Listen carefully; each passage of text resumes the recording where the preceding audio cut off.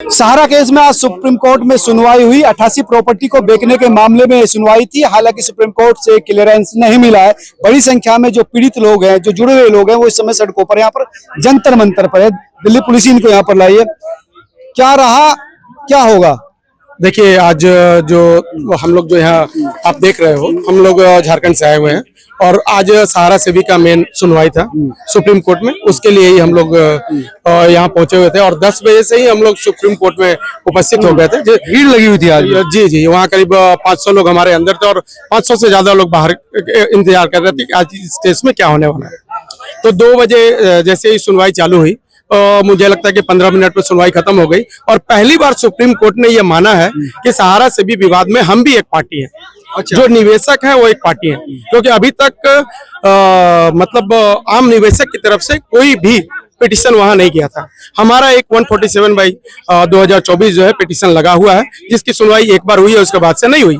तो आज हम सुप्रीम कोर्ट को वही बताने के लिए आए थे कि माय लॉर्ड, हम लोग इस पूरे केस में एक पार्टी बने हुए हैं और बगैर हमारी बात सुने आप इस पर कोई भी फैसला ना सुने। तो आज जो जजमेंट आया है उससे हमें बहुत ही खुशी हुई है कि जो सहारा अदानी के साथ डील करने जा रहा था 88 संपत्तियों का, उसमें से बहुत सारी संपत्ति जो थी वो ऑलरेडी पहले ही बिक चुकी थी और उसका ही हम लोग विरोध कर रहे थे कि ये लोग सुप्रीम कोर्ट को भी गुमराह कर रहे हैं। और आज सुप्रीम कोर्ट ने वैसा ही बात बोला है कि ये जो संपत्ति की लिस्ट आपने दी है, हमें ये जानकारी हुई है कि बहुत सारी संपत्ति आपकी बिक गई है, तो इसके ऊपर एक अबैकस क्यूरी बैठेगी, उन सारी संपत्तियों का डिटेल्स और उनका निरीक्षण करेगी। उसके बाद आप हमारे पास आओ और सुप्रीम कोर्ट की निगरानी में ही वो सारा कार्य होगा। यानी सेग्रीगेट किया जाएगा, कौन सी बिकी है, कौन सी नहीं बिकी है, उसके बाद फिर निर्णय लिया जाएगा। बिल्कुल, सेग्रीगेट करने के लिए अभी आपने सुना होगा कि जो सहारा सिटी है, जिसमें स्वप्ना राय रहती थी, सुब्रत राय रहते थे, उस पर लखनऊ नगर निगम ने अपना दावा ठोक दिया है और वो घर उनको खाली करके निकलना पड़ा है। वो प्रॉपर्टी भी इस 88 की लिस्ट में थी। अब आप समझ सकते हैं कि कैसे ये लोग पब्लिक को तो गुमराह कर ही रहे पिछले 12 साल से। जैसे हम जैसे लोग हैं, जब भी हमारा पैसा पूरा होता है ये लोग सर्टिफिकेट पलटी कर देते हैं कि दूसरी स्कीमों में पैसा लगा दो, पैसा देते नहीं है। उनका ये कहना है ये प्रॉपर्टी बेच के हम जो है सुप्रीम कोर्ट में जमा कर देंगे तो निवेशकों को पहुंचाएंगे। तो मंशा तो अच्छी लग रही थी इनकी। मंशा अच्छी थी, लेकिन देखिए, सरकार हो या सहारा हो, हमको दोनों की मंशा पे पूरा खोट है, क्योंकि अभी तक सेबी के पास 25,000 करोड़ रुपया है। जब भी ये माननीय हमारे अमित शाह साहब जाते हैं, जो सहकारिता के मंत्री भी हैं, जिनके थ्रू ये सारा सहारा की सोसाइटी चल रही है, 5,000 करोड़ रुपया लेकर आते हैं और उन्होंने एक पोर्टल बना दिया है। उस पोर्टल पर आप अप्लाई करो और सहारा वालों को इन्होंने एक धंधा खोल कर दे दिया है। ये अपने ऑफिस से पोर्टल पर अप्लाई करवाते हैं और अप्लाई करने के बाद डिफिशियंसी आती है और एक एक आदमी को अप्लाई करवाने के लिए वो 200, 400, 500 रुपया वहां पर लिया जाता है। तो एक तरह से कहाँ पर, मतलब जो ये सहारा के ऑफिसों में पैसा लिया है, तो वहाँ मतलब अप्लाई करने के लिए सहारा ऑफिस जाना पड़ेगा। अप्लाई करने के लिए सहारा ऑफिस, क्योंकि डिफिशियंसी दिखाई जाती है कि आपका नंबर अपलोड नहीं है, तो नंबर तो सहारा ने दिया है, वो नंबर अपलोड कराने हमको वहां जाना ही पड़ता है सहारा ऑफिस में, और जब जाएंगे तो आपसे 400-500 रुपया लिया जाता है। तो इधर वो 10,000 दे रहे हैं और उधर सहारा को कमाने के लिए उन्होंने एक नया धंधा खोल कर दे दिया है। तो इन सारी चीजों का हम लोग विरोध करते हैं। हम चाहते हैं कि ट्रांसपेरेंट तरीके से पब्लिक का जितना पैसा लगा है उसी हिसाब से वैसे वापस किया जाए। हाँ, और देखिए, इस केस में अभी हमें एक पता चला है कि अगली सुनवाई जो है वो 17 नवंबर की डेट सुप्रीम कोर्ट में लगी है। फिर से क्या कहेंगे, 17 नवंबर की नई डेट आ गई है? हाँ, तो 17 नवंबर की डेट आई है, लेकिन हम उस डेट पे भी हमारे वकील उसका विरोध करेंगे।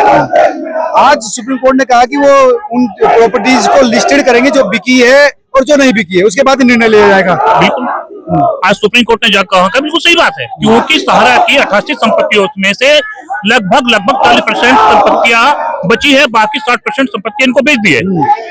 अगर बात कहें तो सहारा शहर की संपत्ति इनकी है ही नहीं है, उस संपत्तियों को भी इस संपत्ति में अटैच कर दिया गया।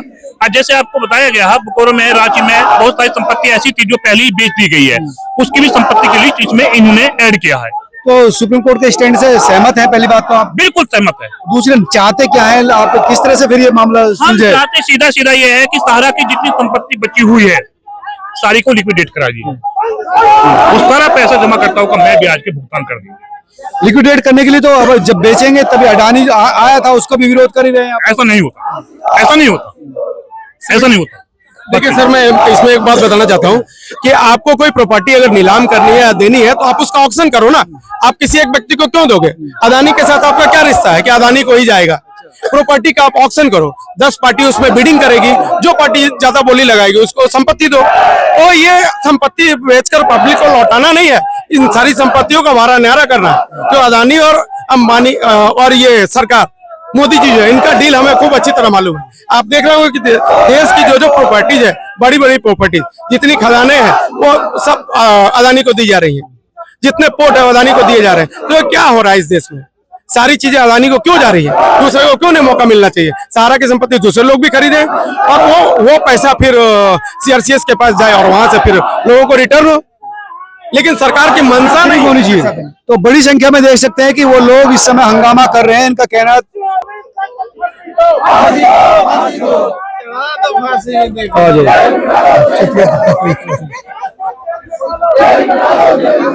आप भी कहाँ से आए आप? बोले बदरपुर से आए हैं। बदरपुर से। दिल्ली से आए आप? तो आपको भी पैसा फंसा था कि एजेंट है आप? एजेंट है हम। तो किस तरह से कितना पैसा फंसा है, किस तरह की दिक्कतें आ रही हैं? अब तो बहुत कुछ दिक्कतें आ रही हैं। ऐसे 20-1 लाख रुपए है आपका? हाँ, जमा कुछ उनका जिनका लेते थे, जो जमा कराते थे उनका भी है। तो अब दिक्कतें दरवाजे पे बोलने के लिए आ जाते हैं कि पैसा दो, पैसा आपको दिया है हमने तो हमारा पैसा भी आप ही दोगे। तो कल भी लोग घर पे आ गए थे तो बोलते हैं कि पैसा दो हमारा। तो अब पैसे कहाँ से, जब अब हमने तो लेके मैं बैंक में जमा किया था, पैसा कहाँ से दे? तो अब इतना घूम रहे तो सरकार सुन ही नहीं रही है। और मेरे हस्बैंड को हार्ट अटैक की दिक्कत भी हो गई है, 2 बार ले भी गई हॉस्पिटल में। अच्छा, इसी वजह से प्रेशर में हाँ, बहुत दिक्कत होती है उनको। वो भी जुड़े हुए थे क्या? हाँ, मेरे हस्बैंड ही थे। अच्छा। मैं तो आज उनके साथ आई हूँ क्योंकि 2 दिन पहले मैं हॉस्पिटल से निकाल के लाई हूँ उनको, तो यहाँ जरूरी था आना, तो उनके साथ में आई हूँ। कहाँ है आपका हस्बैंड? अच्छा, बीच में जो है। हाँ, वो है। अच्छा, आइए सर इधर। तो अब 2 दिन हो गए हैं, तो अब यहाँ पे आना जरूरी था, तो इसलिए आए हैं कि सरकार पैसा दे, हमारा पैसा दिलाए। महिलाओं के सामने मैंने कई महिलाओं से बात की तो बहुत ज्यादा दिक्कत है, धमकी दे रहे हैं, मारपीट भी की गई। मारपीट भी किया एक बार मेरे हस्बैंड के साथ। तो कह रहे हैं दिक्कत घर में चल रही है। ताला लगा दिया था दरवाजे पे आके मेरे घर का ताला भी लगा दिया था। अच्छा। बहुत बड़ी दिक्कतें होती हैं, लेकिन सरकार समझ ही नहीं रही चीज को, बोलते हैं तो।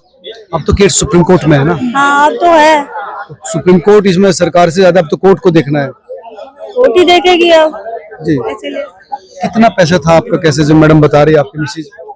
देखिए, मैंने एज ए एडवाइजर काम किया था। वो भी ये सरकार ने जब अपने सारे डॉक्यूमेंट देख के जब पूरी तसल्ली हुई, और हम जब जाते हैं निवेशक के पास तो वो भी पूरी तसल्ली करने के बाद ही पैसे देते हैं।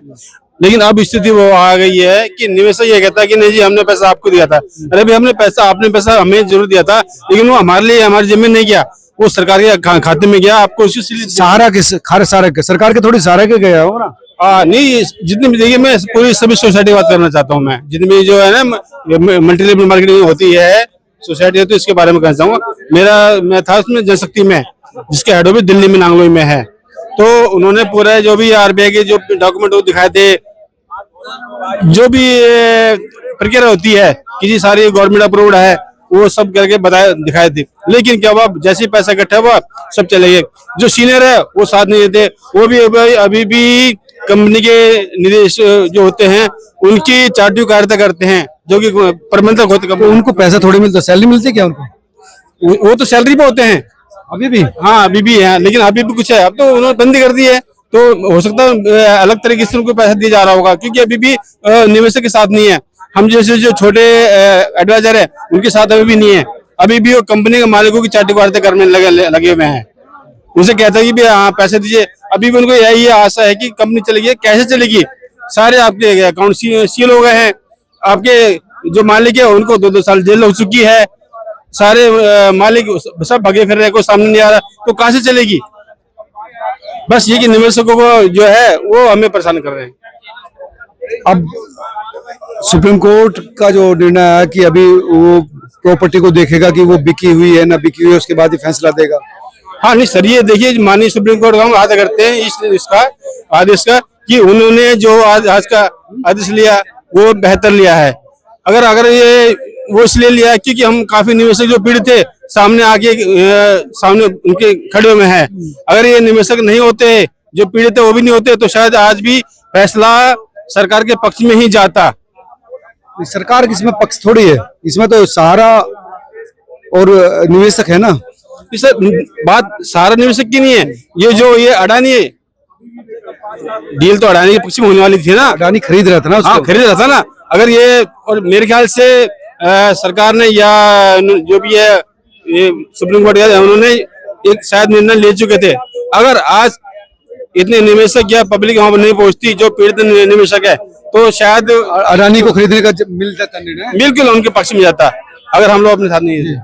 क्या कहेंगे?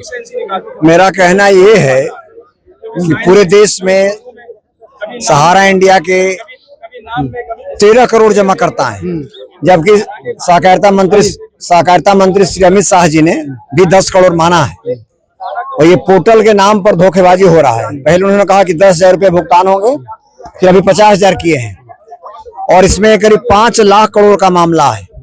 तो जिस हिसाब से भुगतान की गति है, उसमें 50 वर्ष में भी भुगतान नहीं हो पाएगा, 50 साल में भी भुगतान नहीं हो पाएगा, जिस गति से हो रहा है। जिस गति से हो रहा है। तो इसमें हम लोग का ये मांग है कि सहारा इंडिया की जितनी भी परिसंपत्तियां हैं, उस सुप्रीम कोर्ट की निगरानी में बेची जाए, और मतलब प्रत्येक जिला में एक कार्यालय खोल करके चेक के माध्यम से या जमाकर्ताओं के सीधे अकाउंट में पैसा डालकर भुगतान कराया जाए। इसी मांग के लिए हम लोग आज सुप्रीम कोर्ट में आए थे, और सुप्रीम कोर्ट ने हम लोगों की मांग पर ध्यान दिया है कि नहीं, ठीक है, इसको पहले जांच किया जाए कि वास्तव में कितनी संपत्तियां इनकी अपनी है और कितनी बेची गई है। वैसे वकील का क्या करता है? जो अपडेट आया है ना, वो मीडिया में ऑलरेडी है, मीडिया में ऑलरेडी आता है। जो जज साहब बोले हैं, उन्होंने सीधा कहा है कि बहुत सारी संपत्तियां ऐसी है जो आपकी नहीं है और जिसको बेचा भी नहीं जा सकता, जिसमें निर्माण भी नहीं किया जाता। उन्होंने फिर रखी क्यों कि इनको बेचेंगे हम, उसके पीछे वजह क्या हो सकती है? और ये तो चोरी करना है उनका काम, चोरी करना, देश को गुमराह करना कि हम संपत्ति बेच रहे हैं, पैसा आपको वापस लाएंगे, लेकिन ऐसा नहीं है, गुमराह किया जा रहा है पिछले 10 साल।